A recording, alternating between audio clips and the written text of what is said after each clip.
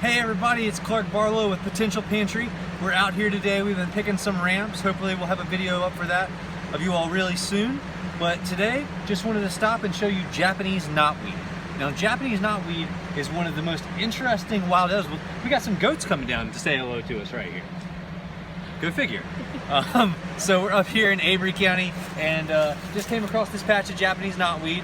We were really careful to make sure this is an area that doesn't look like it's been sprayed. Japanese knotweed is an extremely invasive species all over the place here in the United States. So you have to be very careful with this, that whenever you're harvesting it, that you make sure to discard all of it completely in the trash and not allow this to spread anywhere.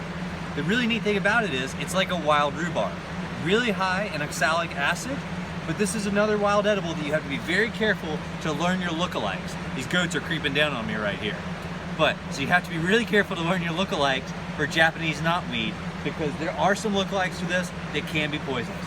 But for harvesting, very, very simple. Again, making sure that we're in an area that's not being sprayed, because this is an invasive species, and I just take the tender tops off the top. And as you can see, it's hollow. My wife Grayson's gonna get really here so you can see the leaf pattern and the coloration of the stems.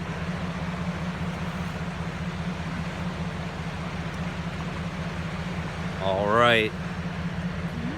So I hope this all helped with everybody. For Japanese knotweed, great edible to enjoy, pickled, made into a pie, just like rhubarb pie. You can do a lot of different things with these. But Japanese knotweed, get out there. Happy hunting as always. Clark Barlowe with Potential Pantry.